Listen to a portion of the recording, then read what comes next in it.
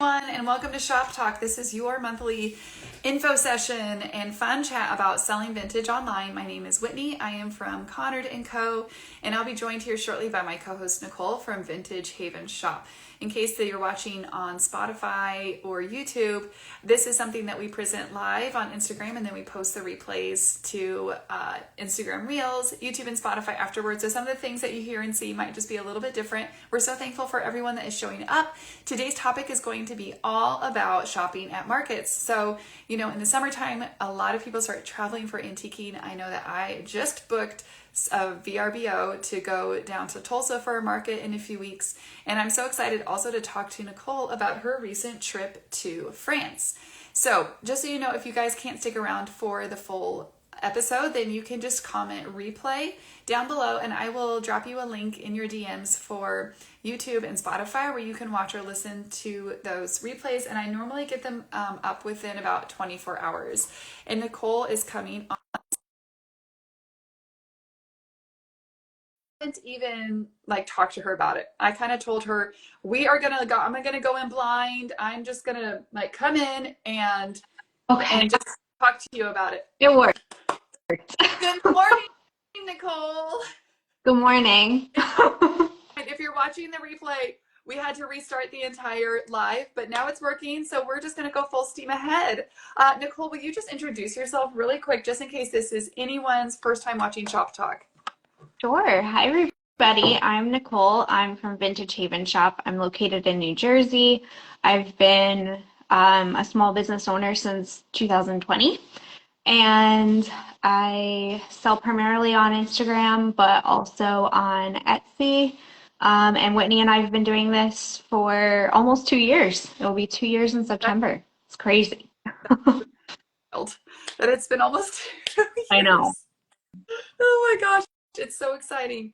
Okay, so we have an outline and we're first going to talk about France. I'm so excited because I know almost nothing. And if you guys have questions, the best place to put your questions is in the speech bubble that is right at the bottom right-hand corner of your screen that has the question mark in there. If you put it in the comment stream, we try to watch all of this, but it's really hard to keep track of everything. So if you put it there, it doesn't get lost, and that is really the best place to go. And we're just going to dive in. Let's just dive into tell us about your trip. Give us the whole spiel of when you decided to go and how you planned it, and then we'll dive into maybe some of the specifics of actually antiquing in France, in Paris.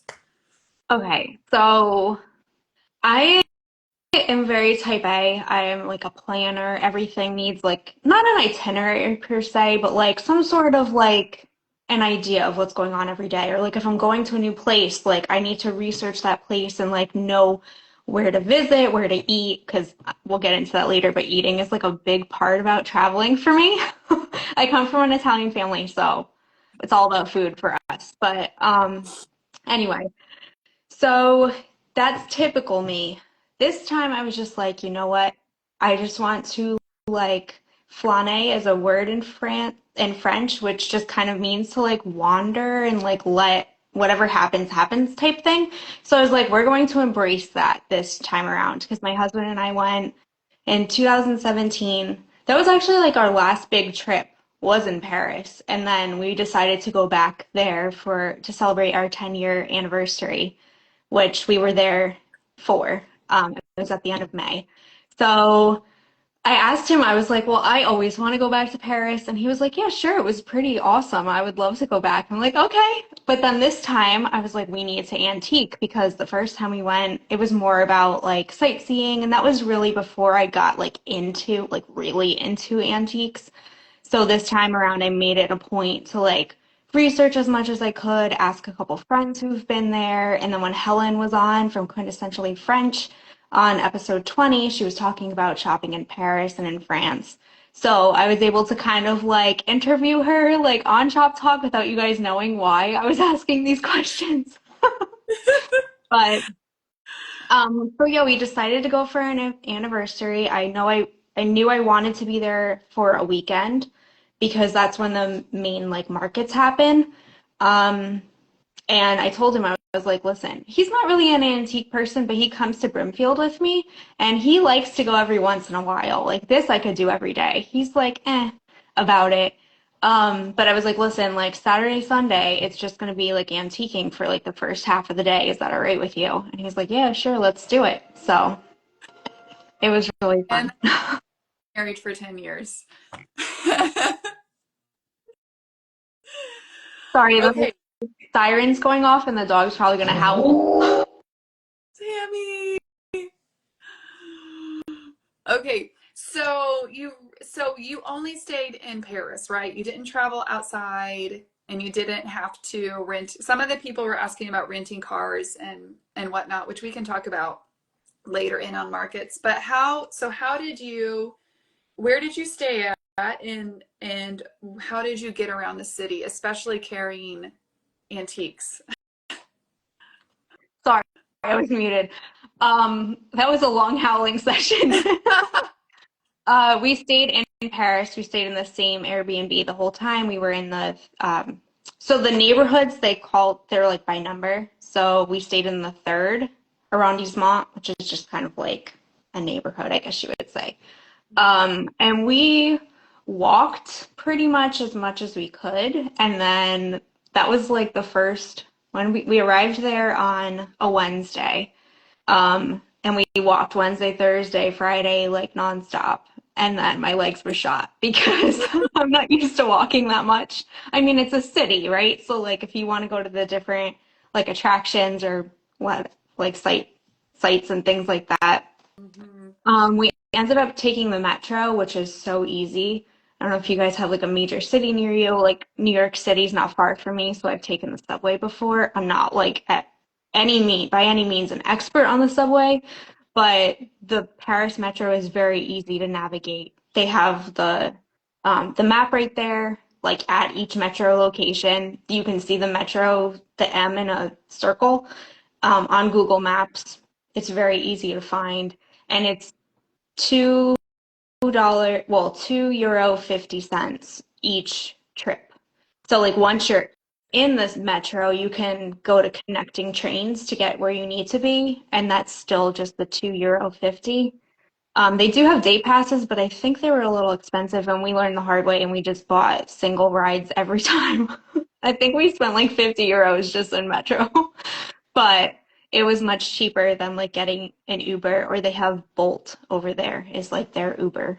So you can download that app. We used that a few times. Okay.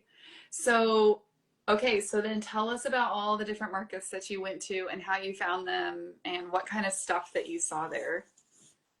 Okay, so I there are three markets that are just like with a quick Google search you can find them, so it's not like they're secretive at all. Um, you have Porte de Vanves, which is like south of Paris. You could walk there really if you wanted to. I think it like from where we were is the third, which is north of the Seine.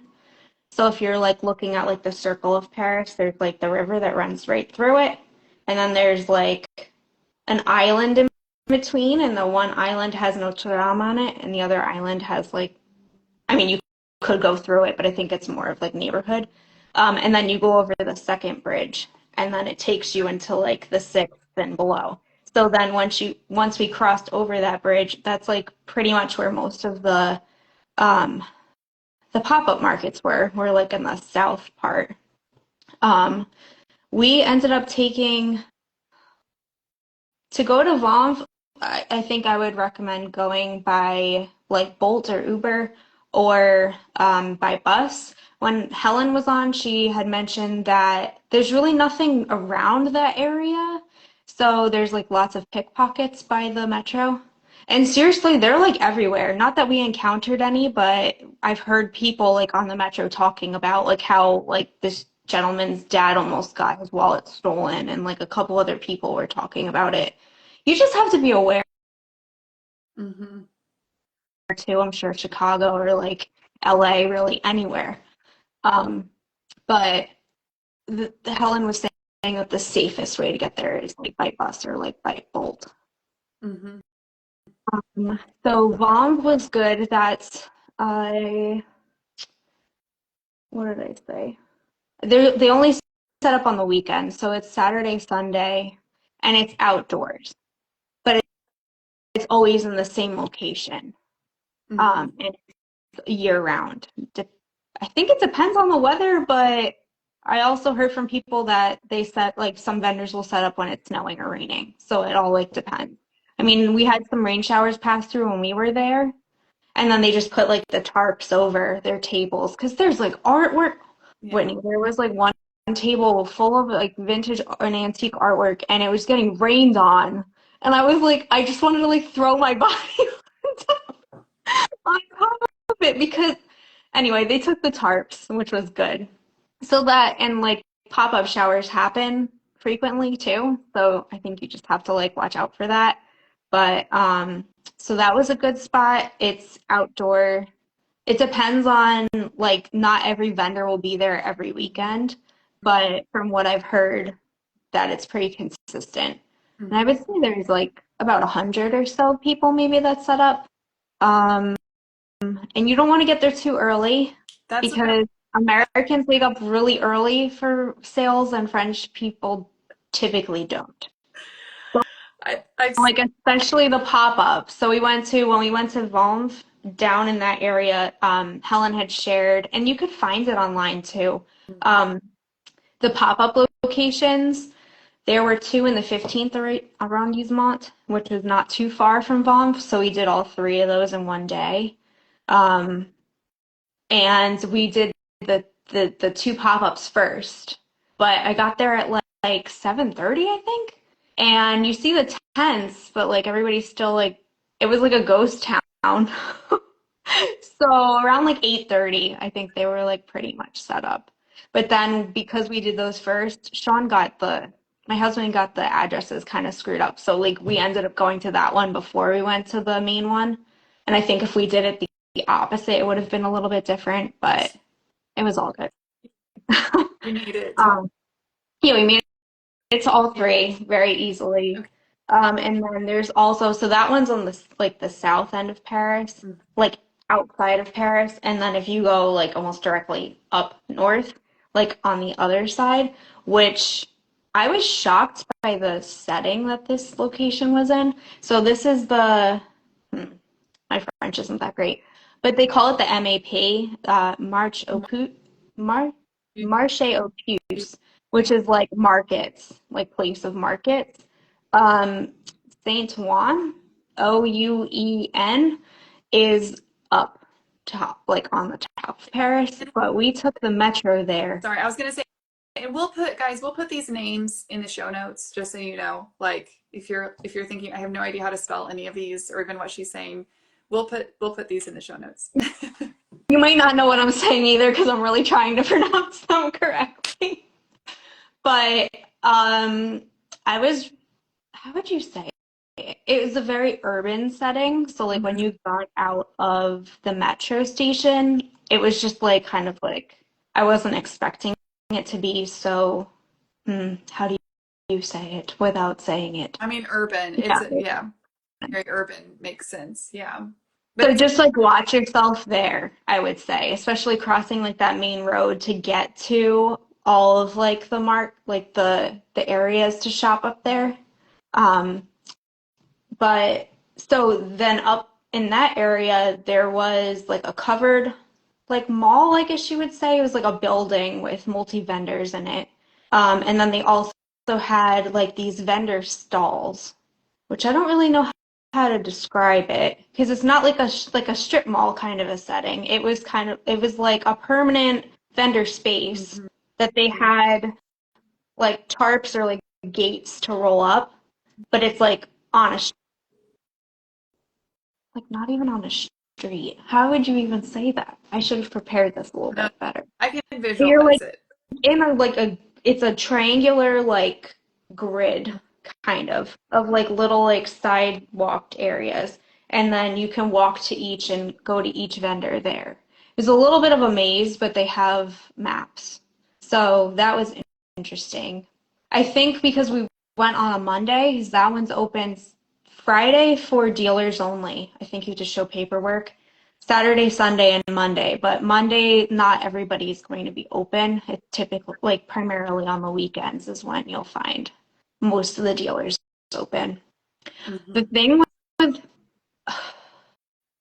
a couple people had mentioned that they take like PayPal, but most dealers only do cash, which you have to make sure you have on hand or go to like a local bank. But I didn't really want to go to like use a French ATM. I was just prepared up Yeah. front. Did you order euros like from your bank before? So I looked into that. The exchange rate is going to be horrible no matter what. Honestly, I think because when I looked it up, it said it was 88 euros. Right, 88, how do I say this? 1 US dollar equal to 0.88 euro. Hmm. So I was like, oh, so if I bring like just to throw numbers out there, if I bring $1,000, then I'll get 180 euros. Not thinking that there has to be a cut for whatever company um, exchanges your money. So a few people had mentioned that they recommend using the currency conversion uh, place in the airport. So that's what we did. So I did. I brought $1,000 and they gave me 731 euro and 42 cents. And my jaw was like, What? I was like, that's it.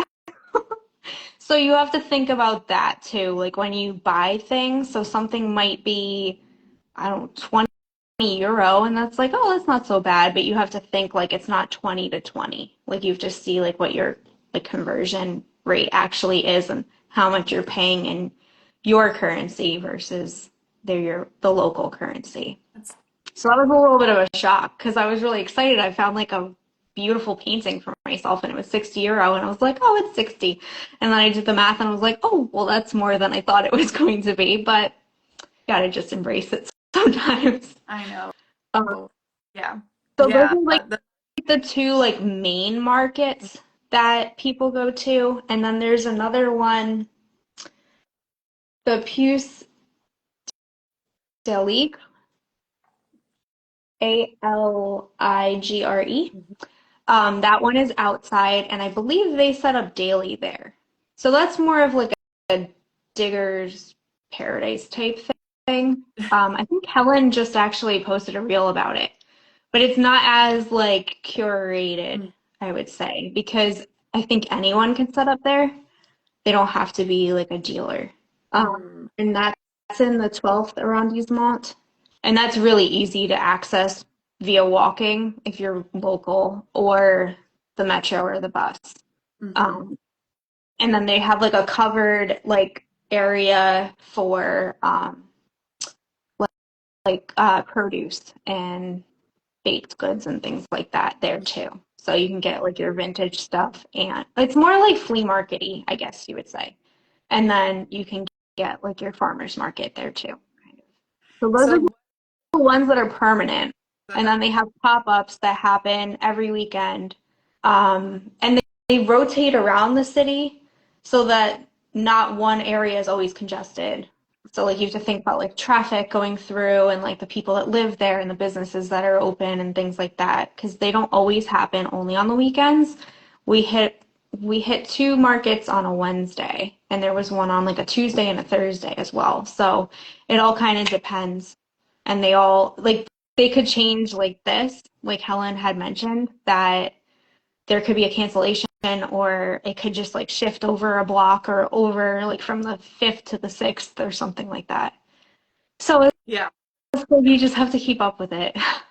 And if you listen to episode 20, Helen describes exactly how all of that works. It was a lot of really good information because, in case you didn't know, she is British and she has lived in France for quite a long time. And so she runs her business there. She lives in Paris and has a house outside of Paris as well. And it was just like a wealth of information. And you got to meet her, right? I did. I didn't tell anybody that, but yes, I did. It was amazing. We Oh, were going, she had mentioned, so she spends the weekends with her husband because he works. So totally respect that. So I wasn't going to say like, hey, let's meet at a market, but she had said like Monday and Tuesday I'm available. Just like let me know and we can like meet up. Well, it just so happened that her Sean and I were sitting down to have a coffee at a cafe, and you sit outside. You can sit outside and like you can face the street, which I loved. Anytime there was outdoor seating, we would just go and sit, which is interesting because you could just go and sit. You don't have to like go to the host stand and wait to be seated. Like you just sit and they come to you. Um, and then we saw her and her husband like walking by, and I like waved, and then they came down, and she was like, "Oh, perfect. We were going to grab a coffee anyway." Wait, So then they sat. you hadn't actually planned to meet up? No, Oh my gosh. I said we were going to be going to that particular pop-up next, and she said like, because we just missed each other at the one before, and then she went back to I think her apartment, and then was heading back because she got quite a lot of things at the first one.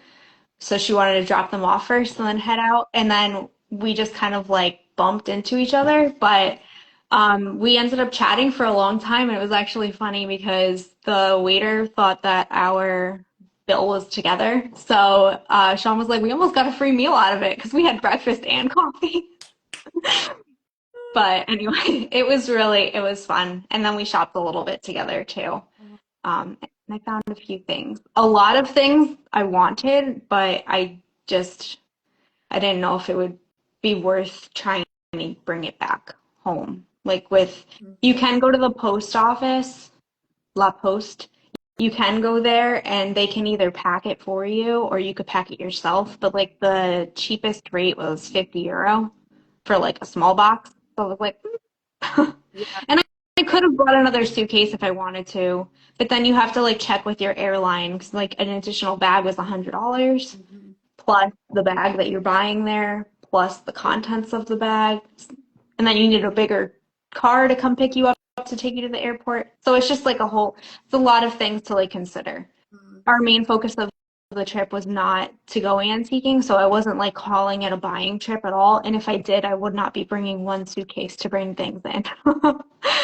Really So, yourself a little bit. So what kind of things did you see at the market that you've never seen in the States or you like rarely see or were like priced so much better? Like how did all of that compare? oh, I don't have it here with me. I've been just one thing in particular. So olive spoons, those the wooden ones, if anybody knows what they are. I found one of those and I asked how much it was. You can say quel est le prix or combien is like how much, or people a lot of you could just say parlez-vous anglais? And do you speak Yeah. English? And if they speak English, they'll say yes. Or if they say something to you and you have like that puzzled look, they'll be like English, Allemand, which is German, or like I think they said Spain. I was like, no, English, English. So a lot of people do know English over there. Not everybody though. Um, but I asked how much it was, and he said two, and I was like €2. So that one's a keeper for me, Yeah. which I thought was like really cheap. And then those the French aqua glass canning jars, the La Lorraine ones with like the thistle, it was €18, Whitney. That is like insane because I think I bought the same one for like $90 at an antique store, and I thought that was really cheap. Yeah.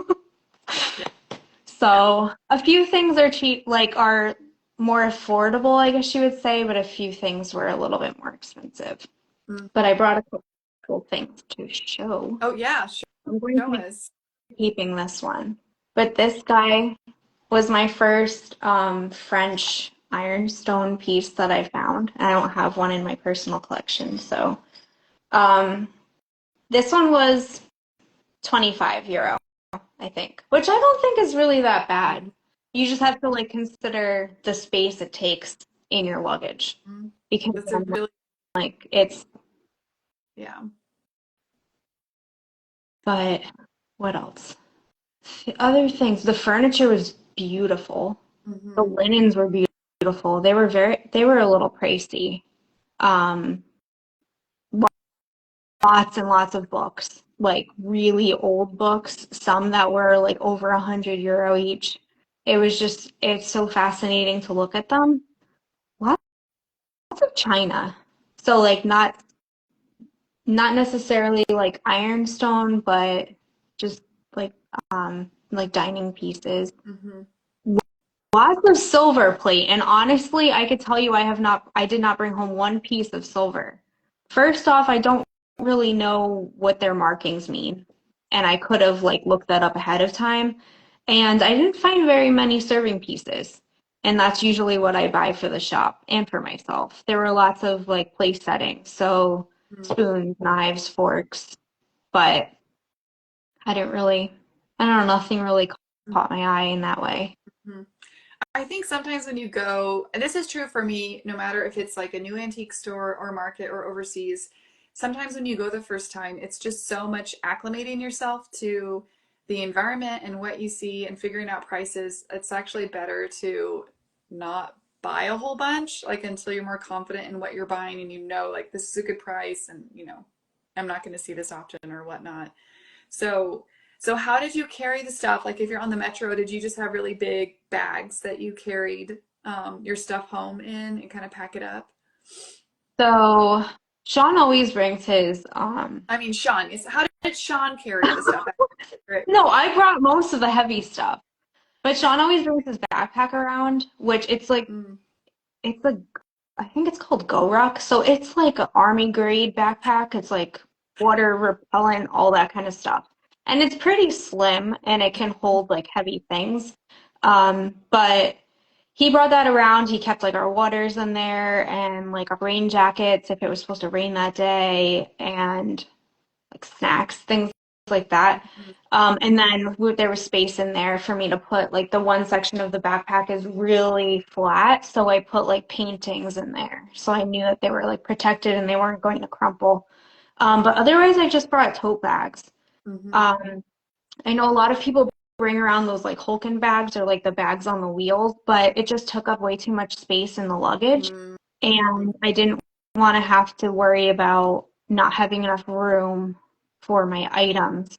So I just like I didn't even think about bringing that bag, which it didn't bother me really. Like I mean, I had at one point I had like three tote bags, so it was a little bit heavy, but once you're on the metro, you could set them down or hopefully have an open seat. But it really wasn't that bad okay. because you're not buying in bulk there. I mean, Yeah. unless you find like a great deal, like this one lady had so much china, like beautiful. Okay, I got a compote. Oh gosh. And I have a it is so pretty. But she had plates. She had a Ravier plate, which I got. She had like a footed plate that I have to research. I'm not really sure what it is. But then she had all these other like pieces to the set. And yes, if we were in Brimfield or we were in Ohio or anywhere that I could drive home, I would have bought the whole thing. But mm-hmm. The impact. I could. And it's hard. It's interesting too, because in England, when they have the big fairs, at the big ones, the shippers, like if you're doing a container or if you have shippers that are working with you, you can just, sometimes you don't even have to pick it up. You have a special tag, you put it on there, you put it in your price book, and shippers will come by and pick it up for you. So it's a lot easier to buy in bulk because you don't actually have to take it with you. But I don't, it sounds like for these smaller markets in France, I'd be curious the professional, I know the big professional markets have shippers there, but for the smaller ones, you have to like get it and take it to the shippers yourself. So that's a whole different ball game with managing all the logistics and stuff. I think there were a few people nobody that I encountered, but what I've heard from other people, the Saint Ouen one that's like north of Paris. I think a few of the vendors can ship their Yeah. items. And then a few of like the little like antique stores around that we found, um, they offered like giving you a quote for shipping too. Mm-hmm. So that's an option. Mm-hmm. Okay, so then how? Okay, I'm looking at our little list. So you kind of just brought tote bags. Did you actually bring like bubble wrap and stuff with you in your suitcases Mhm. and tape and oh, oh, Lauren says she bought a whole dinner service for herself and it's coming in a container and she's still terrified. Oh boy. Oh, Lauren. So Lauren, in case you don't know, Foundress sources from France quite a bit, and so she always has beautiful French items and has a lot of experience in bringing things over. I think that's the first time though, Lauren, that you're using a container space, right? I think That'll so. be that come in. So you took bubble wrap and kind of packing stuff, and then how did you had this great picture in your stories, but like how did you keep everything safe?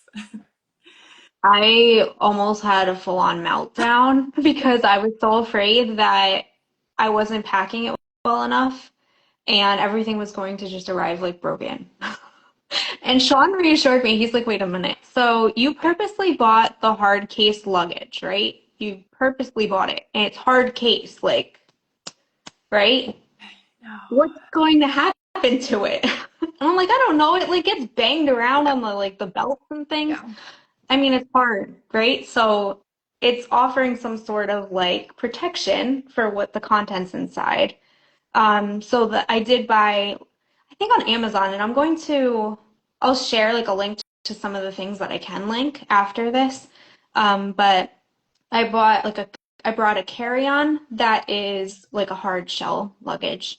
And then I brought like the largest piece in that set. I can't remember how big it was. That's like the hard shell. And then that was just going to be dedicated, like that was saved just for antiques.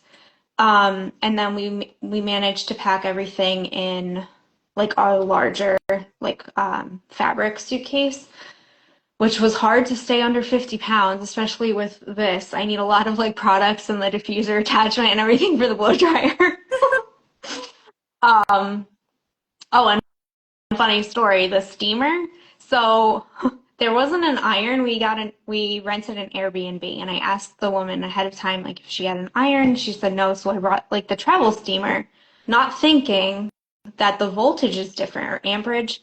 So we had like the converter plug that you put into the wall, but once you put that steamer on, the like all the steam came out in one shot and it was like overflowing over it. I was like, so it was like a quick steam. We didn't have to like wait. But yeah, I don't know if they have like those plugs that like tone down, like step down the amperage, but I just thought that was funny to share. Um, so yes, we had our own luggage for us, and then I brought one separate just for antiques, and I filled that with bubble wrap. I like personally, like even for packing orders here, I buy the 24-inch bubble wrap roll instead of the 12-inch because I feel like it's more accommodating for like bigger items. So I just like rolled it on itself and didn't keep it on the tubes to allow it to fit in Oh there. yeah. And I brought scissors and masking, is that the right word? Masking tape. Mhm. Um, and I think that was it. And cardboard.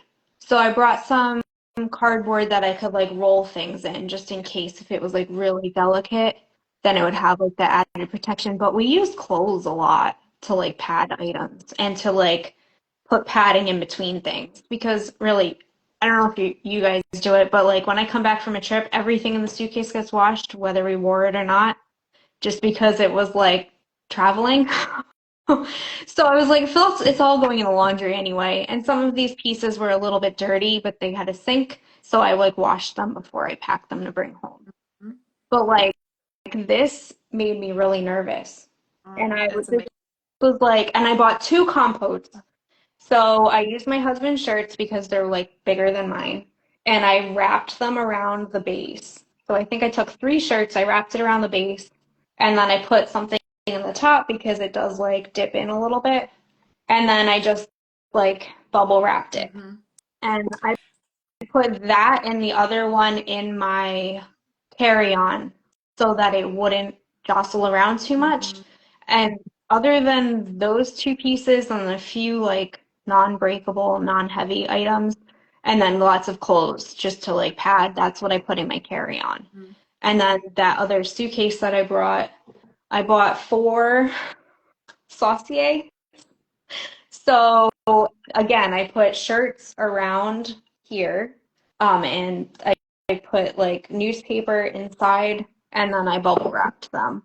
And the two that were a little bit more fragile, I just rolled my jeans in them. Mhm. Like I rolled them around in my jeans, and then that kept them from like clanking, even if there was like a part of bubble that might have like not been protected. Um, Mhm. yeah, and then I just used clothes to like pad around it. And then I think I ended up putting that canning jar in our other suitcase because I put cardboard around it. Mhm. I did all my packing the afternoon before, and it took like 2 hours, and we missed out on going to like a couple places that I wanted to go to because by that time and after I had my meltdown, then it was just too late to like. I wanted to go to the Picasso Museum. I'm not really a that's not like the type of art that I particularly like, but it was right by where we were staying, and I would like to learn more about him.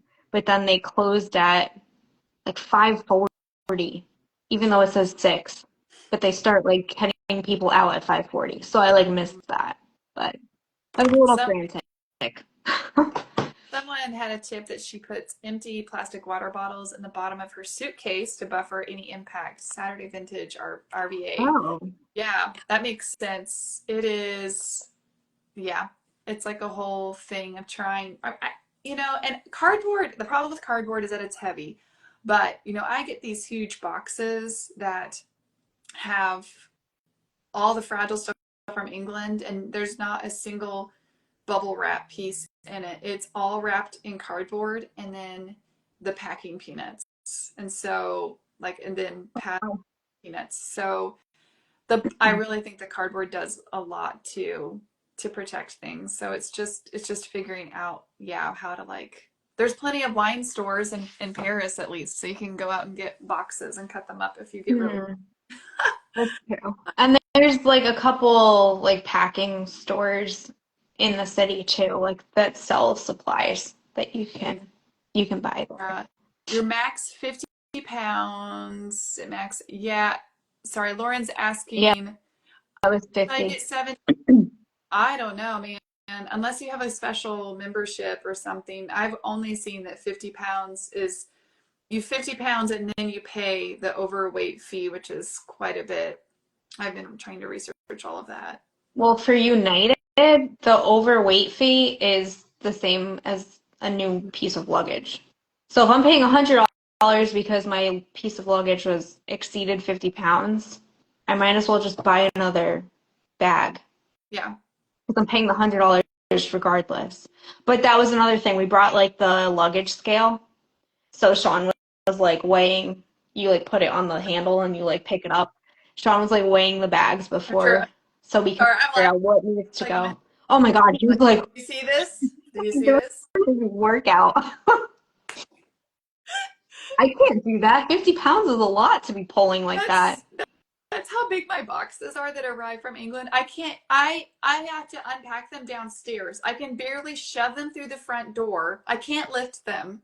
And then I have to empty like they're 50 pounds. So there's no way I could No. lift anything. It's funny.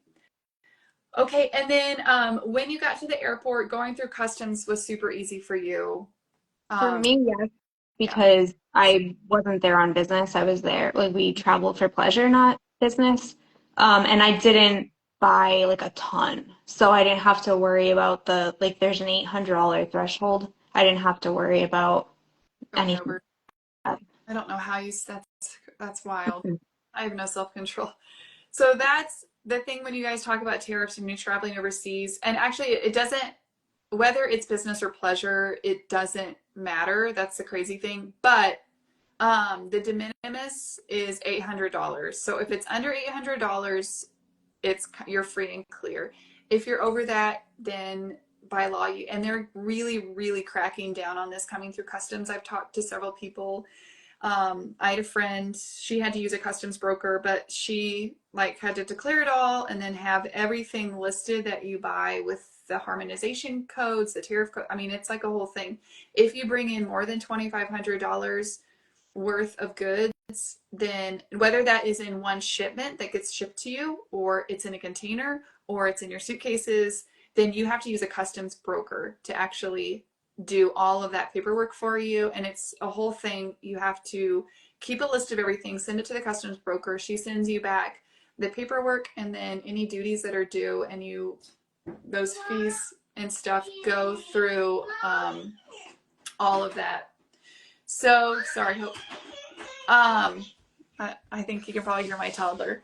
So anyway, so that's just something to know in future. Like you really have to, and they're cracking down. Like I don't think anyone's really getting away with it anymore. Whereas before, a lot of dealers were like, "Oh, I just don't," and I just don't think that's. If you roll through the customs with 10 suitcases, they're not going to let you clean. Hold on, just a minute. Nicole, will you just keep talking? I'll be right back. Sure.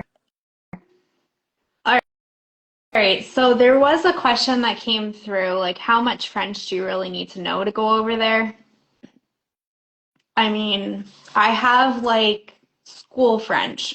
So whatever I remembered from like middle school and high school, and that was like a long time ago.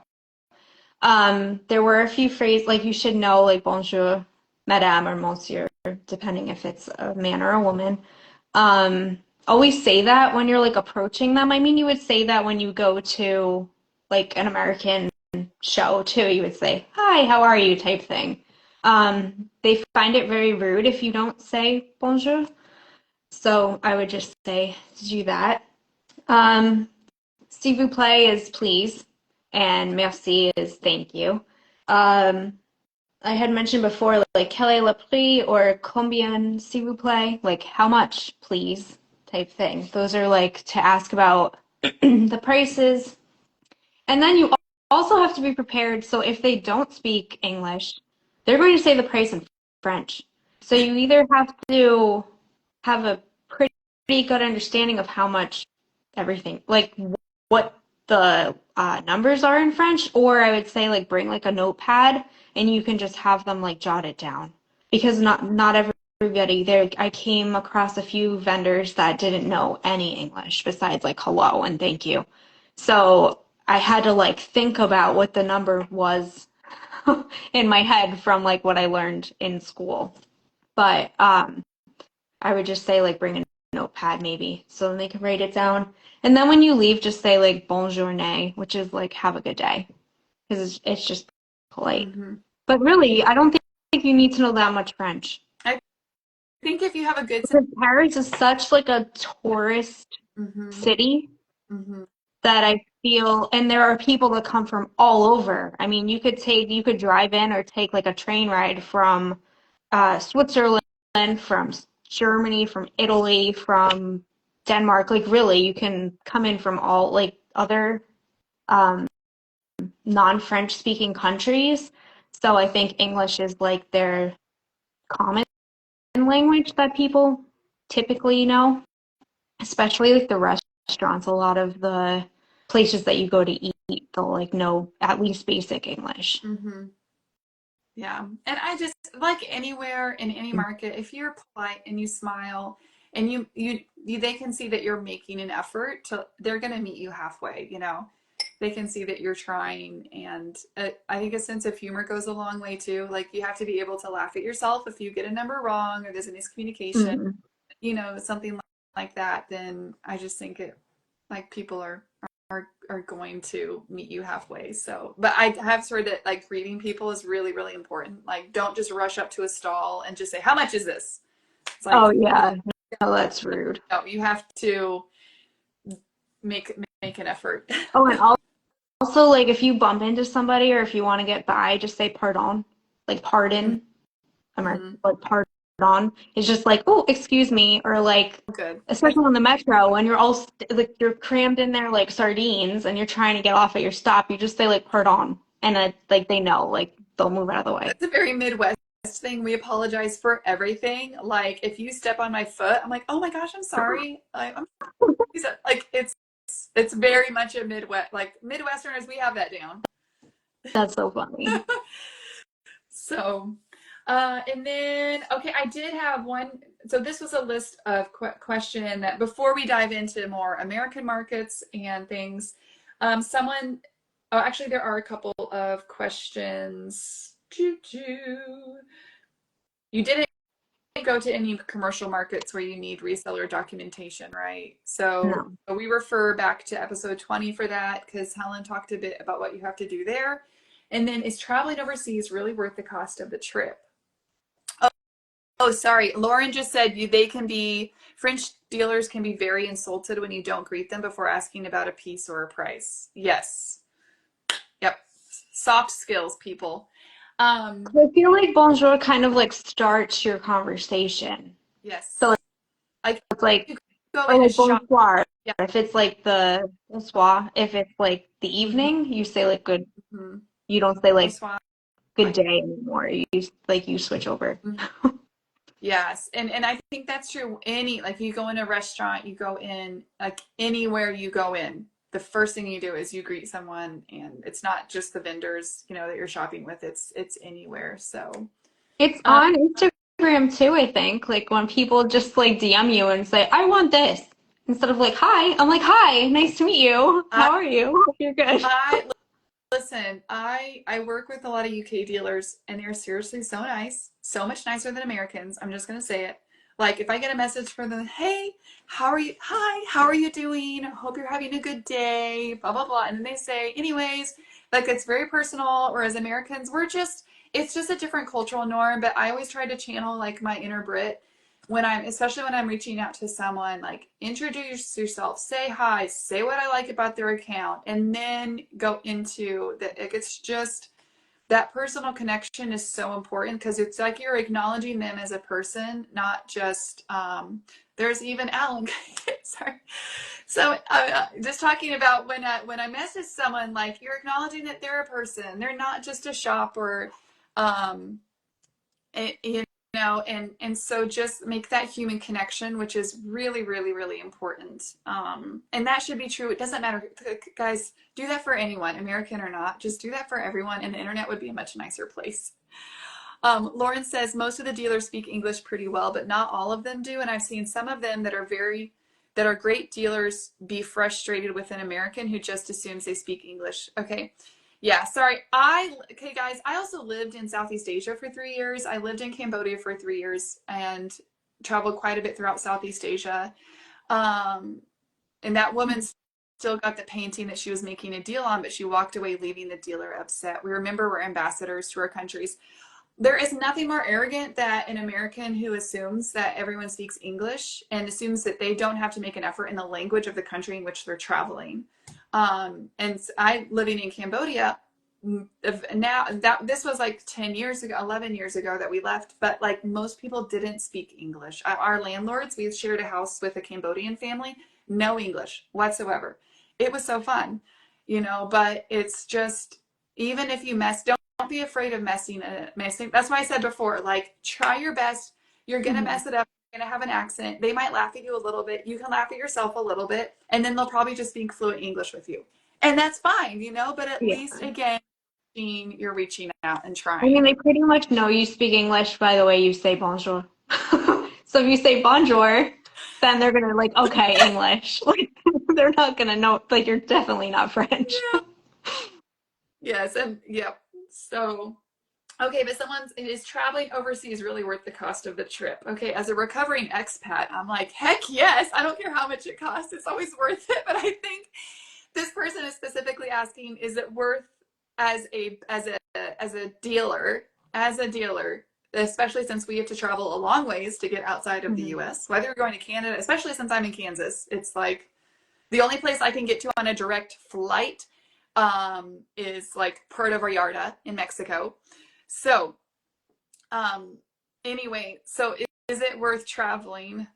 And I think this I is, think if you would have to bring home, you would really have to invest a lot in the inventory you're bringing home to make up for the expenses. So just, I mean, your flight round trip, depending on where you it all depends on like what airline you pick, if you have points, if you like save up those points, save up your credit card points, see what credit cards you can open to like save points, and maybe they are redeemable for more like in travel. So like Chase Sapphire is an example. That's like our credit card that we like to use, and like our points um are more, how do I say it? Like our points are worth whatever they are, but they're worth more for travel expenses. So we ended up saving up enough points in the past 8 years to be able to pay for our flights with our points. So technically my flight was free. It's free money, right? Because I spend money and then the bank gives me money.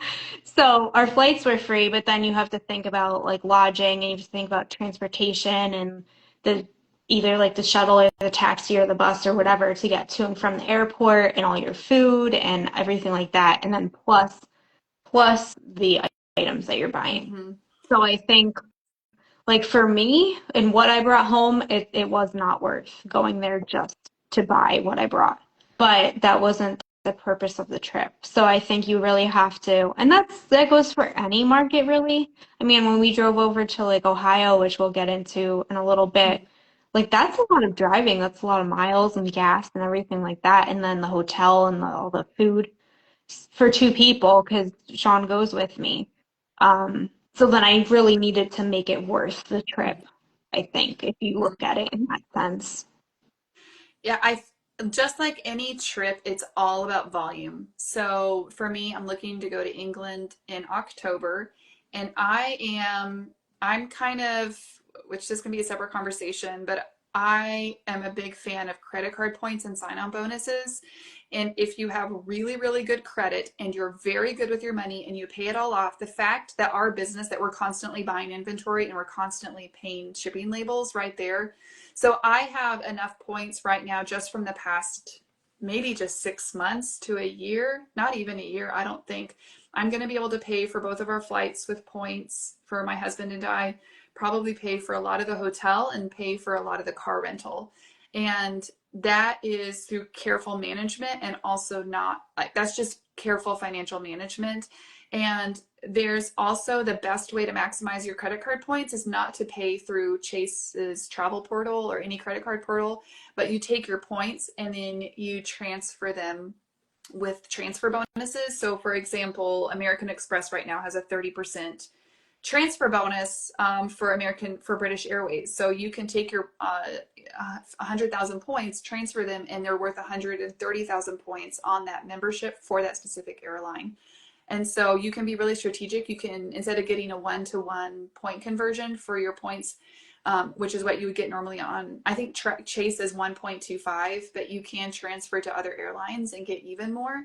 So it's just about leveraging it. And it is about volume though, because if you think I need to make at least 3 to 5 times, um, Lauren, they send out emails. I'm on different, like the Points Guy website. I'm on Award Wallet, sends out weekly emails. Point.me. And if anyone's interested in this, I mean, I'm not trying to promote like big credit cards.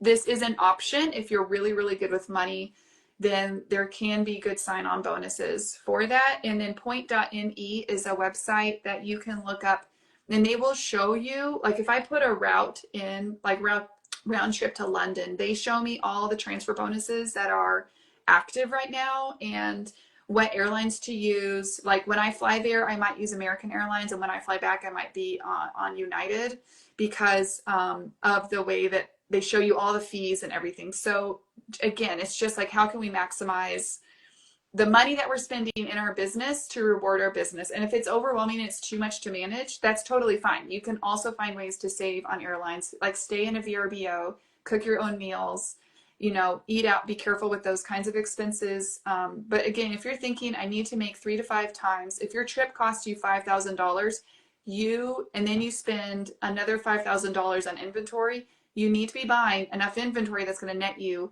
$30,000. How are you going to do that? High value smalls, or you're going to have to like start looking at shipping a large volume of items back. Or you can also look at it as a networking trip. How can I go to England and how can I network and meet dealers who can supply me throughout the year by shipping things over? Because if you're staying, if you're paying for items to get shipped, but you're staying under the de minimis, which is currently in place, who knows what will happen to that? But if it's $800, then you're just paying for that shipping fee. Or you're bringing over a partial container or pallets, which is just like a little bit of space on a container. I mean, guys, sorry, you're getting me. I'm getting into the weeds. I know. There is not. Oh, Alan says, I buy and sell a lot of art all over the world. Yes, you do, and it's very good. There's a romance attached to sourcing items in their country of origin. Oh, so that's a whole nother thing that I have had a conversation with a friend about, and how. Okay, Nicole, tell me how you feel about this. I do feel that, especially on Instagram, it has now become the penultimate thing. Like, would you list your sites that you on for points? Yes. If you will just message me about points and stuff, then we can have a whole conversation about this. I have like referral links that give me points and you get special points, like extra bonuses. Anyway, there's a whole thing in the Instagram seller world that there is like, once I start going to Europe to source, I have arrived. There's like, it's like a thing. And I think that what's helpful is for people to understand all the work. Like Lauren is saying, she gets to learn about the items in the language in which they're created by a dealer who is passionate. And that's what drives her to keep going back. Yes. And her depth of knowledge that she has, Lauren, that you have attained over the past few years of going, you can't even put a price tag on that, because there's no way that you would learn all of that. There's no way that you would learn all of that in the States. You just cannot learn that unless you were on the ground with your feet, your hands, your eyes and ears there. Alan says that each of his trip cost him about $3,000. And you're living in England, you're from the UK, so you're not even traveling as far, like a transatlantic flight. So all of that to say is, what are your goals, and what do you hope to get out of the trip? That was a long soapbox, sorry. No, it makes sense. Mm-hmm. The Yeah. one thing that I really liked being over there is that if an item is like a price, and that's whether it's on a menu for takeaway instead of like to go, they say takeaway. Because that was takeaway, yeah. So if you're buying something for takeaway, if you're buying coffee, if you're buying something at a sit-down restaurant, if you're going to a store and buying something, if it says that that's the price, that's the price. Period. There's no tax that's added onto it. It includes the tax and the gratuity and everything. So like if I bought some things at an antique shop and it was just that was the price. There was no tax on top. And then if you look at the receipt, it tells you how much of it goes to the taxes. Mm-hmm. And that's like included in their cost. So like if for a restaurant too, and that's why you don't typically tip, is that their service fee is included in the menu price. Mm-hmm. Because can you claim back your VAT when you leave the country? I don't know. That was something like 10 years ago that was an option, but I don't know. I don't know. You can claim back the VAT, the value added tax. I mean, that's a whole other thing too. When we were in England last, I was trying to explain to a friend that when we go out to eat, we actually are paying 25% on top of whatever the menu price of a meal is, because you're paying 10% tax and then 15% gratuity, minimum, at least 25%. She was just like, that's crazy. So it's crazy. It's eating out. That's why we do Chick-fil-A drive-through. No tip, and still really good service. Okay, so all right, now we're going to move on to talking about local markets, meaning in the United States, kind of all over the place. So, oh my gosh, Nicole, you put together this amazing list of all the great markets. We're going to have a list of this in the show notes, so don't worry about writing them down. But give us a rundown of some of the markets that are in the U.S. and what your favorite ones are. Okay. And I'll also include like the link to the website for the markets too in the show notes. So these are all the markets that I've been to and I'll tell you if I like what my thoughts are about them. Um, so the first one is Brimfield. That is my favorite one. That is probably the largest one that I'm aware of. That's located in a town called Brimfield, in Massachusetts, and it's kind of right over. It's not too far north of the. It's not too far north of Connecticut. So it takes about 3 hours or so from my house in New Jersey. Mhm. Um, so it happens 3 times a year. The spring and the fall are the bigger shows. July is not as big, but it will be May. It's typically the week following Mother's Day. And then July, I think it's like the second week. And then in September, it's the week following Labor Day. And it's from Tuesday to Saturday. Not all fields are open at the same time though, so you have to take a peek and there's a whole schedule. So it'll say like Hertan's opens on this day or New England Motel opens on this day. And when you go there, there's about 6,000 plus vendors that set up for this antique week too, which is like it's It's yeah. unfathomable. And I've been there 5 times now, and I still can't like wrap my head around how gigantic this antique show is. And you have anything from like garage sale kind of setups with like boxes full of stuff to like perfectly curated, gorgeous like shop setups. Mhm. And it varies per field. I typically I would say I would recommend going Tuesday, Wednesday, Thursday if you could. I Mhm. would say that those are probably the better days, um, because some of the fields don't open until like Wednesday or Thursday. Tuesday, most of the places open. Not every field you have to pay for, but like the bigger ones, you have to pay like $5 to $10 entry fee. And then if you leave that field, they'll stamp you so that you can get back in. But after like the opening day, you don't have to pay to get onto that field again. Um, so like if a field opens at noon on Wednesday, you pay the $5 to get in. Um, but then on Thursday, you don't have to pay to get in. And then pretty much every field that has parking available, it's $10 a day. So we usually just keep our car parked for the day and then we'll make trips back and forth. We bring like a wagon. I have like a packing list that we can go over later. And then you could just make like trips to the car. If you want to move your car, you can, but it's just another $10 for every field that Yeah. you park at. And if you get there late, good luck finding parking. And by Define late, I mean like after 9 a.m. Because a lot of fields open, like when they're already open, they will be ready and set up for people to shop at sunrise. So, with a market of that size, how do you even plan? Like, how do you even figure out how to plan it? How? Well, the first time I went was with Candace. It was just the two of us, and we took her the SUV previous, not the big car that she has now. It's still an SUV, but it wasn't like Mhm. huge. And we were both like, yeah, we're gonna go and we're gonna fill the truck. That was like our goal. But we kind of also like meandered a little bit and we like took our time and we just got like acquainted with like, okay, like we really like this field, we don't really like this field too much. Or we like this one, but we only like this section of it. Because the Mhm. vendors, for the most part, they'll buy their spot and they're in that spot every time. And once they say that, like, oh, we can't make this market, then their spot is taken from them. And then someone new will be there.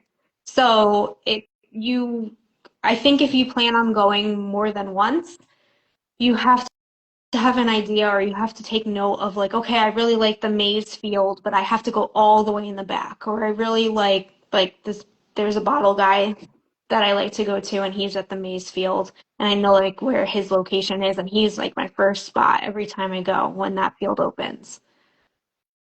Mhm. So, Um, I think that the thing is like sometimes you just have to go and then the first time and just figure it out. you just kind of like have to get acclimated to it. I mean, I think we only did like 3 fields the first time we went and we went for like was it 2 or 3 days. I want to say 2 days.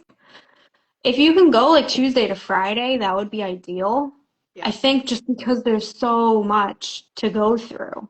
But then I know people that go in like one day and they buzz around and bring home lots of stuff. So it all depends on like if you want to pay for the hotel. If you're really close, then you could just do like day trips. 3 hours, I don't really want to drive 6 hours a day to go back and forth, so we get a hotel. Um, and I think it's worth it for the amount of stuff that we're able to bring home because we'll bring like the pickup truck and then just like load it up as much as possible. They do have an ATM on site and they have like a big like food, I don't want to say like food court, but it's like a big food area. There you have multiple food truck type things that's like the tents that set up with all different types of things to eat. And then a couple of the fields have eateries that are available too. Yeah. But cash. I would recommend cash at Brimfield. Um, Many of the vendors, like the curated ones, will accept Venmo or PayPal. The thing is, with that volume of people, the self-service isn't that great sometimes.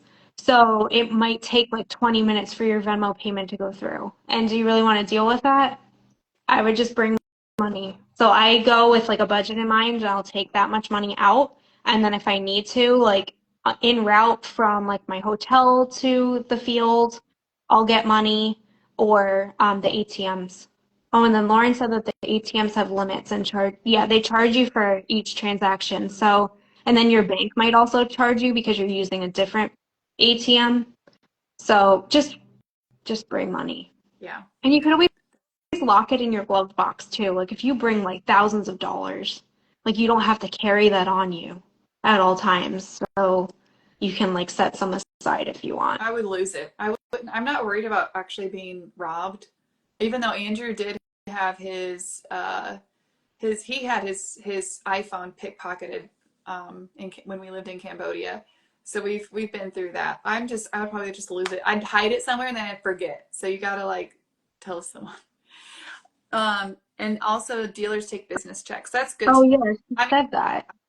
wouldn't think about that but I always have checks with me. And I think what you said is key. Like if it's your first time and you're already feeling a little overwhelmed, just go with someone that you know, even if it's just for like the first few hours. I don't know if Candace had been there before and took you. No, we went for No, the first time together. well, then at least take someone. But It's helpful to go with. like we were both like kids in a candy store, like holy moly, like this is crazy. Oh, But it's overwhelming. And this past trip in May was my fifth time going, and I'm still overwhelmed by it because there's just so much to cover. yeah, But you kind of like know where to go and where not to go, yeah. depending on the type of items that you're looking for. Hmm. What else with them? And I think that's it for yeah, Brimfield. and the others we'll probably just run through. Just mention because you've been to Springfield, Ohio, Hmm. which is on my wish list because it's really it's a little bit closer and more realistic. And they do two big, like they have monthly shows, but their big extravaganzas are kind of like they're really, really big shows. And you did an extravaganza before, right? Yeah, we went to a September one. Yeah. I think going to Brimfield first and then going there, I was like a little underwhelmed just because the other one was gigantic. And then this one, I feel like Springfield, Ohio, I feel like you can walk in a day. You don't need to spend multiple days there. But Ohio itself is like a gold mine for antiques. So we did so much better going to the antique malls Yeah. than at the market. But I was also told that that particular show wasn't the greatest. Like Mm-hmm. in shows, like have been better. Yeah. Um, And that happens in May and September as well, but that's only Friday through Sunday. mm-hmm. And they have like she said 2,000 vendors. Hmm.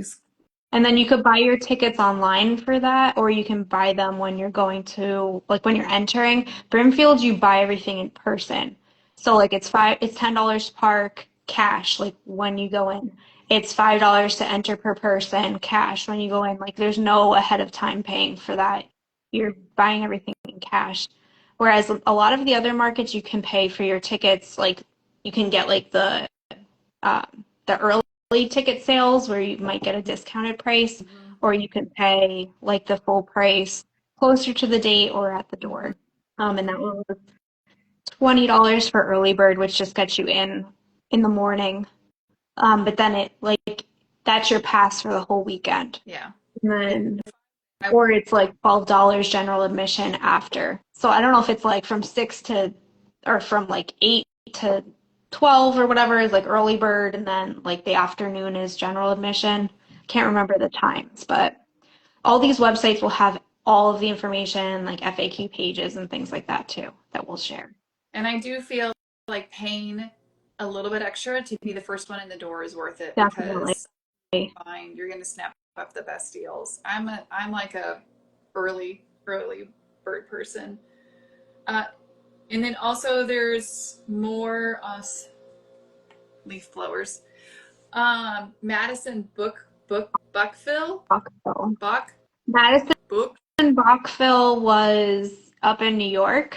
Um, where it's in, well, it's Madison and Brockville. So it's like the two towns, and it like kind of happens along the border of the towns, I think, and that's why they hyphenate it. That one was about 3 hours away from me too, and honestly, I would rather drive the 3 hours to Brimfield than the 3 hours there. But, and a lot of the vendors I see at both. Oh yeah. It's smaller scale, it's about 2,000, but it's still a lot of people. So if you're in that area and you want a big like antique show to go to, it was great, Mm-hmm. really great to Yeah. walk around. It's along like the main road, just like Brimfield is. Springfield, Ohio is more like in like I don't know if it was considered a fairground, but it was like more like in a location, like it was like a location that has an event, whereas Brimfield is like off Route 20. So like there's a lot of cars going by, and you have to like you just have to be a little bit more careful. It's not like secluded. So Madison Brockville is like that too. Like it's along the road. Mm-hmm. And then they have like the offshoots in like the fields. That happens twice a year. The big markets are June and August, and then they also have like a holiday one in November. Free admission, and then you pay $5 to park. Mm-hmm. And Lauren And then, thought I think she's talking about oh, Springfield. Ohio. I think it was worth a trip to go to Ohio for the antique malls and for the people that I met. So like that was a whole other aspect of it was Mm-hmm. for like market, like networking. It was great. And then for meeting friends that I've talked to on Instagram for like 4 years or 3 years or however long it was, and then to actually like hug them, that was amazing. So I met like 3 people there that honestly, if I didn't buy anything, it would have been worth the trip just to meet them. Mm-hmm. We brought home a decent amount of things, but I think Lauren, like I was saying, because we're like in a similar location, that I like if I had the option, I would go to Brimfield instead because I think like the volume was better. Mm-hmm. The items. Yeah. And I think what you said about with the stores, really with anywhere that I go, I'm always looking at the area to see where else I can. Because if I'm spending the money to get there, then I am going to try to maximize my expenses as much as possible and go to as many places as you can because it's like you're already there. Right. If you can, the more stuff you buy, the more you have to sell and the more profit you have. And so it's really volume, volume, volume. Well, that and like you should also look for like because we drove to Ohio from like New Jersey, so it was literally like taking Route 80 all the way through Pennsylvania. But like Pennsylvania is amazing for antiques too. So depending on where you travel and where like your point A to point B is, you should always like look to see what's en route or like even if it's like a 20-minute detour, it could be worth it. Yep. So, Yep. another market is in Liberty, North Carolina. I went down there with Candace and Steph and Lex, and we took a road trip down. We had one car. It was hard to like to restrain ourselves a little bit. We were like, well, maybe we'll get like a trailer. But that was fun, and we got to meet up with more Instagram friends down there. Liberty, North Carolina happens twice a year, April and September. That's a Friday and Saturday only. 400 vendors, so it's not quite as large, but really good spot to source. And then it's $10 admission per day and free parking. Um, Mm-hmm. and then locally, there's like the Gibson Mall, I think, is not too far in North Carolina, and that is a great antique center. They even have a cafe inside so you can eat. And I think there's a bar too. So if you go with your honey and he doesn't want to shop with you, he can like have a little beer or something or food. But that was neat. Um, and then picking all the way down is fun too because we drove down to North Carolina. And So I've been to all of those. And then Whitney has a couple that she can recommend. yeah, we just don't have flea markets like that here in the Midwest. I think it's because we're so spread out. But Sparks Flea Market is one. I actually haven't been the past couple of times because the childcare schedule just hasn't allowed me. It's about an hour and a half north of Kansas City, but they have a twice a year. It's like this tiny town where six people live year round, six, and it turns into, they have 400 vendors, I think, that move in, and then several thousand people that come to the flea market. It is hit or miss. I don't necessarily find a huge amount of great antiques. It is definitely a flea market. There are some vendors that I know, some dealers that I know personally that do the show. Okay, this is another thing with the lingo that you guys, at least this is true in the States. If someone tells you I'm doing Round Top, that means they are selling at Round Top. I'm going to do the show at Round Top. If they say they're going to the show, that means they're going to buy. So if someone asks you, have you ever done Round Top?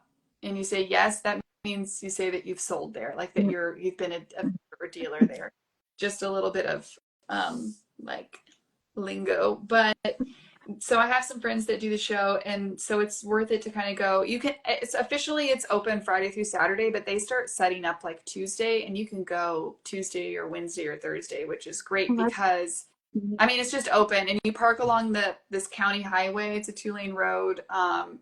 You have to walk and be prepared for rain or really bad heat. There's no cell phone reception. It's all cash. It's very, very like low, like bare bones. That's what I'm trying to say. So, but they're also same, like there's always these antique stores that I stop at along the way, on the way back. And so again, just trying to hit up and maximize my mileage. And then there's also a big flea market every month in Tulsa, Oklahoma. And I've been once, and I didn't buy a huge volume of stuff at that flea market, but I think that everything that I bought there in April has sold. Like it was just That's good. talking like small furniture pieces, artwork. I think I have one piece of artwork that's still in my booth that hasn't sold, but everything else, it was just really, really good prices and decent, I don't know, a couple hundred vendors that set up in an expo center. So it's indoors, which is huge. So we're going again in a couple weeks. We're actually taking the family down for like a family weekend trip because there's a lot of fun things to do with family down there. So and that's been going for like over 50 years. So that's another good Midwest one. Mm-hmm. There's also one I've not been to, but I have some friends that are doing the show, and it's in Walnut, Iowa, and it's Father's Day weekend. So it's this coming weekend. But there's, if you just, Facebook is where a lot of people like to promote these things. And so it's just kind of looking through all of that. And then you also put a couple of larger markets that neither of us have been to, but look really, really good. So Round Top is like, I mean, I think everybody knows what Round Top is. Yeah. It's in Texas. I've never been. I've heard it's great. It's a little bit more curated based on what I've heard from people, and it's a little bit more expensive, but I can't vouch for either of those because I've never been there. That happens 3 times a year that I saw online. It's January, March, and October, and those shows could be like 2 weeks Yeah, long. 2 or 3. Some of them it's similar to Brimfield's where there are different shows and look. Mhm. There's Blue Hills, there's Marburger Farms, there's the Outer Fields. I mean, but I will it's a lot of really high end deal. It's really moved to be more of a high end show similar to High Point. A lot of interior just from like New York and California that fly in, but it is what you make of it. Yeah. So there's approximately 3,000 vendors, so it's still pretty large. You can do early bird tickets for $25 or general admission for 10. I didn't see anything about parking if you had to pay to park, but I don't know. And so some, you just have to like keep these things in mind. So like yeah. not only are you going with your, so that's what I have to do. So I always have my budget. Like I'll take out X amount of dollars, but then I never think about like, well, I need to take out like say $300 just for parking, for food, Mhm. for admission. So then I can keep my budget separate for like just Oh, inventory. Christy says the January Round Top show is, you do Round Top, right? She says it's very Okay. limited at days. Some of the, like Marburger's like $40, I think, to get in. Your sister does Round Top, she's there. Some of the shows are, it's different than Brimfield because some shows might only be 1 week, others are like 3 weeks. There's a lot more variation, I think, because it's like Mhm. different. It's different, like corporation. Correct me if I'm wrong, but it's like someone owns the Marburger Farm show, someone owns this, so they kind of run it all around the same time, but they run it on their own schedule and do it their own way. So, And I think it's indoors too, right? Or maybe there are vendors that set up outside, but some of them are indoors. that, yeah, that are indoors. Right. So, Very. but there's also a lot of other, again, you can stop. What I always think about too is where do all the dealers that are driving all their stuff, trucking it in from New York or Chicago or Dallas, like where do they stop and shop on the way? Because I've actually talked to one of the places I go to quite a bit. He says, "Oh yeah, all the Round Top people stop here on their way down to Round Top, all the dealers." So Mm. Canton, Texas is outside, and Christy, maybe you can tell us if this is good because I've not been there, but Canton is a place where a lot of people stopping by, and there's other smaller, because that's where you want to be picking up. You don't really want to be, you want to be shopping where other dealers are shopping, not where the end Mhm. consumer and is shopping, if that makes sense. You don't want to pay full retail. Okay. So Right. And then another location that I'm aware of is Luckett's, which is in Berryville, Virginia. And that happens twice a year, May and September, and that's Friday through Sunday. And it's a smaller scale, but um, from what I've heard, it's a really great show to go to. So if you're local mhm. to Virginia or if it's within driving distance. I just didn't go because it was like the weekend, the tail end of Brimfield. So I didn't want to have to go from like Massachusetts all the way down to Virginia. I've never been to Luckett's before, but I have a couple friends that go, and then I know people who set up there. Mhm. And then there's others. I mean, you could look like there's the Elephant's Trunk in Connecticut, which I think is every weekend. There's the Brooklyn Flea Market around here. There's the Golden Nugget in New Jersey, right like on the PA border. Okay. You Um, know who's a really good resource is Ronati, that we had on a couple episodes ago for inventory management. They have a free guide to fairs and shows every year that they put out. That's Ronati. So if you go to Ronati and download it, Sparks was even on there. So they're covering even the small Midwest shows. If you go to their website and look for it there, or you can ask me for a link, just send me a DM. It's free to download and it's pretty comprehensive, and you can kind of split it up by geographic location and see what's happening in your area. So right. that's a really good one. Um, so now just talking about prepping, I mean, we've kind of talked about like how we prep for a hotel. How far in advance do you book your hotel for Brimfield? At least 2 months. At least. Otherwise, you don't get anything. Mm-hmm. And it's hard with Brimfield. It's it's a very small town, and the location is like I don't think they really use it for much for the rest of the year. Yeah. So it's just kind of like the happening place like 3 times a year. There's not very many hotels nearby, like right there. There's like motels or little like bed and breakfasts and things like that, which I can't really attest to, but I've spent, I've stayed in Auburn, which is on the east side with about 25 minutes, and I've stayed in Springfield, Chicopee area, which is on like about 25 minutes on the west end of it. Mm-hmm. Um, you can also stay in Connecticut too, because it's not that far. There are tons of Airbnbs that pop up. We've just never gone that route. Um, I usually just use like Marriott points when I go. But from what I've heard from some of the vendors that set up there, like the local spots are not so nice. Like they would rather just sleep in their van than go to a hotel there because Oh, no, I've seen some it's photos. like Schitt's Creek, like motel, like before they fixed it up a little bit. So it's like, but I would say at least I would do at least 2 months in advance if you can, just because like those other hotels will book up really fast or the rates might be higher. Yeah. Um, Jill, Renati, yes, it's an app website. We had them on a couple times ago, but it's if you go to their website, renati.com, that's where you can get the free, it's like a downloadable PDF guide. So, yeah, I'm laughing because one of my friends, I think he was only half joking. He was doing Round Top and he had a picture of just like the nastiest hotel room, but it had this like corner jacuzzi tub. And he says, okay, I can rent Oh, out. That dealer wants to sleep in the tub. I'll rent it out if anyone can't find a room tonight. So, um, I think we kind of talked. I mean, sorry, there's like a gnat flying around. And food is important. Yes. I mean, I have a friend who always packs like this nice little lunch when we go antiquing, and it's like she's so thrifty. And I'm like, no, I just want like the biggest, greasiest hot dog from whatever stand. Like, I actually love eating out. It's a really bad weakness, and so I love to eat out when we travel. well, I think like if you're going to a different place, like I kind of want to embrace their culture and like what people there do. So like people, yeah.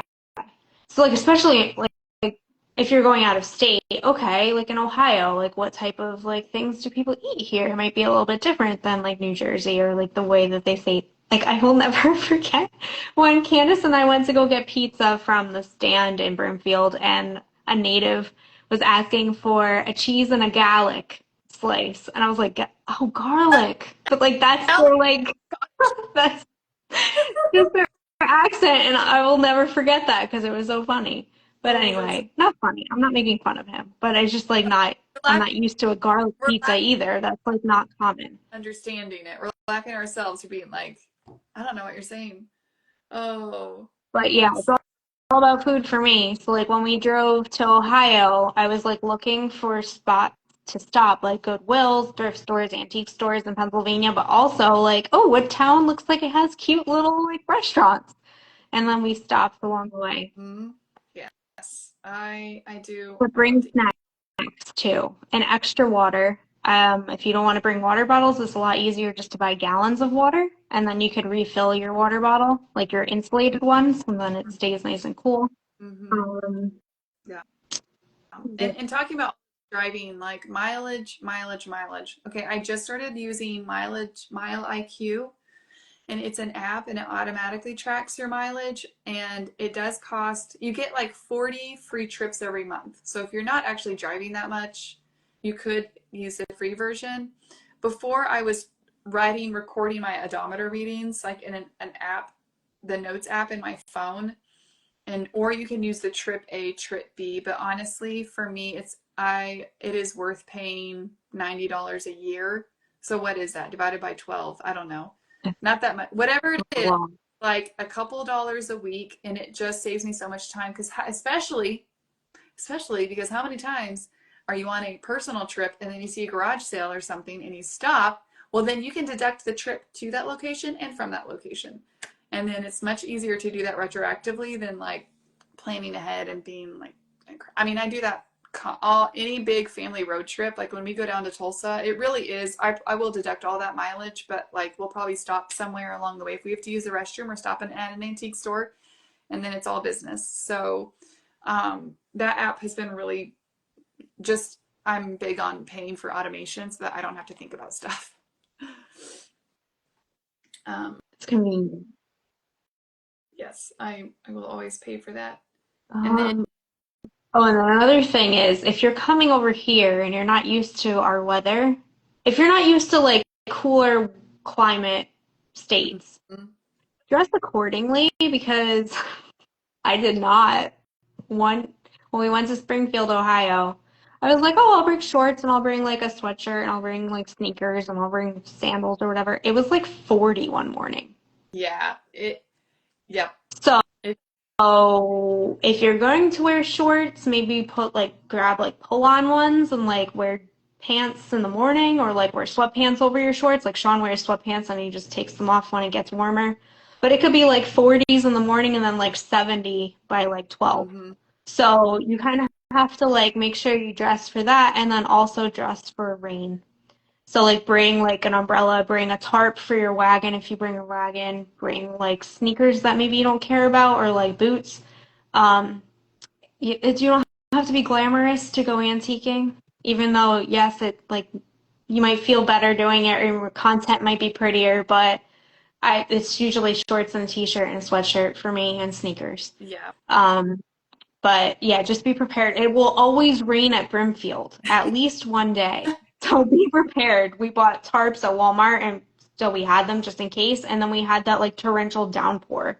So it definitely It helped. will always rain. Oh And man. And sunblock I mean, and sunglasses or like a hat. If you're a hat person, I'm clearly not. and then also you have to think about bringing a tarp or something to cover up the stuff in your wagon, which kind of brings us to the next thing of what we're bringing. We've already talked a lot about like having the wagon. I call it the soccer mom cart of just, and I kind of invested in a more expensive, really sturdy, heavy duty one. It can pull over 100 pounds, has all terrain wheels, absolutely worth. Mhm. I use that thing so much. We take it everywhere. And then you said you use boxes. I love plastic storage tubs because I have some that will fit. Like I can fit two plastic storage tubs in my wagon, and then you can just slide the lids kind of on the sides, and then when they're done, you can stack it. You can move it, slide it into your van. I pretty much travel all the time with storage tubs if we're going anywhere because even if the malls have paper, like it's going to go in a bag. And then I have had stuff broken as I open the back of my van and we're unpacking and stuff rolls out. And I've done yeah, that. it stinks. Hysterically crying. It stinks. It really does. But yeah, so depending on your cart size, if you do get the wagon, I love the wagons. I have the same thing. The one that I have has like the cup holders too, like the little like mesh area that you can put your water bottles in. Yeah. Um, and I buy like the Staples has them, but you can just see which ones work for you. But the 16 by 12 by 10 boxes, two of them fit nice and snug. hmm So then I'll bring packing tape and I'll bring extra boxes and then I can fill those boxes as we shop for the day and then I could just close them up and put them in the truck and then assemble two new boxes with the tape. hmm So it's just like I don't have to worry about unloading anything. I can do that later if I need to like move things around, but and then you could just reuse those boxes when you ship. hmm Um, and then also in the wagon, I like to bring packing paper or bubble wrap. Don't ever assume that just because someone is selling that they will give you any packing supplies. It's very strange. Sometimes they'll have newspaper, but a lot of the vendors don't offer to pack, No. like to wrap your items. So just bring your own like packing paper. Um, and then I always carry a fanny pack if you want like the crossbody bag, you can do it. I just like to have my arms like free, like not have a purse. And in there I just make sure I have business card. Bring tissues because a lot of these places have porta potties and you don't always have toilet paper. So tissues are always in my fanny pack and chapstick and money, of course. A little tape measure just in case you're buying like furniture or anything and you want to just make sure it fits in the place that you're looking for. And I recommend bringing gloves too, especially for me, like when I'm rifling through like piles of silver. Forks and knives really hurt. So really hurt, and then your hands are like black by the time you go through it all. So I have like gloves linked in my storefront for Amazon, and I'll post that after this is over. But they're like puncture proof, so that's good if you want to like dig through, or even if you just want to dig through boxes and you don't want if there's anything sharp in there. hmm Just being, It's always good to have that. And hand I sanitizer or baby wipes yes, in case your hands are like black. We always have to have baby wipes because you will just be filthy. Even after some estate sales or clean outs or working in my booth, just working in my booth, I have to wipe my hands off because they get so dirty. I always have also like moving blankets. I picked Mhm. those up for like $5 a piece, and I use them. I mean, I'll put one down even on the in my van when we take all the seats out. There's still all the little brackets and metal pieces that are in the. So I will put one down on the floor, and it makes sliding things in and out way easier. They're not going to catch on anything. And obviously, if I'm buying furniture just to pad things around, I will use those. And then stuff to tie down. How many times have I gotten into the van and been like, great, I have to use the seatbelts again to like try to keep the furniture from sliding around. But if you have some straps or rope to tie things down and just secure them is huge. Very, very helpful. Yeah, moving blankets. I forgot about that. I have them in my car at all times, and I always All the just put it on the back, like in the trunk, just to line it in case anything I'm bringing home that's like chippy paint or anything like that. I don't want to like. I just want to protect my car. Mhm. But we got those at Harbor Freight. I don't know if that's like nationwide, but it's like a discounted like Home Depot type thing. And they give like coupons, and I think I've gotten all my moving blankets for free. Oh, wow. That's even better. Oh, yeah. Someone said they are a depression glass junkie, so bring black light pen size. This is a great, Hmm. also, like if you have a specific thing, even magnifying glasses. Someone had a magnifying glass, so if you're looking at jewelry or if you're looking like looking for silver marks or gold marks, or if you're looking for at artwork to see is this an original or is it a print? Sometimes it can be hard to tell unless you can get a magnifying glass out to look at the pieces. So Yeah, it's just whatever you good need to make idea. sure that you're kind of able to bring stuff that will help you buy quickly, but not so quick that you miss problems that you wish you would have known about before. And And then, yeah, then like a notebook, or if you want to take note of like the cost of the items. So most of these places are cash, right? So they don't give receipts. I would say about 95% of the vendors that I've encountered at any of these markets don't give mhm. receipts. So you can just say like, okay, I went to the ATM, I took $2,000 out and I spent it all in inventory. But if you want to remember, I spent $20 on this one, $40 on this, either I don't know, I think it's more tedious to like have to take your phone out and then like write in like your notes section like how much things are. You can either take like Kendra does this from 1100 West, which I thought was really interesting. She just grabbed like blue tape and wrote the price on it and stuck it on the item. Oh, So then she didn't have to like keep track in a notebook or on her phone or anything. She just like wrote it all down and stuck it to the item itself because then when they unloaded everything, they knew how much the purchase price was. yeah, So that's another thing if you want to bring just like tape and a Sharpie. that's a good that's even sometimes if I'm at an estate sale. I did this the other day where I actually they gave the staff actually gave it to me and they're like, just put your name on whatever. I was buying furniture and I was moving really fast and they didn't. I was pulling tags, but then I had to write sold and my initials on tape, so I just pulled the tag and then slapped my name and initial sold on there so that they would know the staff would know that it was mine. Oh, Um, Okay, so I think we've made it through everything. What question, is there anything that we missed? And how, do you guys have any questions about anything that we covered? We kind of went over a lot. This has me like really pumped for the next few weeks of hopefully getting out and getting to markets. I can't But wait. it was so much fun to hear all about your trip. And so when are you going to be selling the things that you found in France? I don't know yet. I have to decide what I'm actually keeping first, which is not going to be a lot. It's like maybe two or three pieces. Um, Sean wants to be involved in it, so we might do a live. Ooh. And I asked him like what he would price things at, and I think you want my prices because his were a lot. So for the first time ever, because I feel like his prices are always lower. But soon. I just I Okay. have to set up the time to do Okay. it. All right, and we're actually going to have a live next week, right? Hmm. Yeah, next week, next Wednesday, it will be at noon Central, 1 p.m. your time.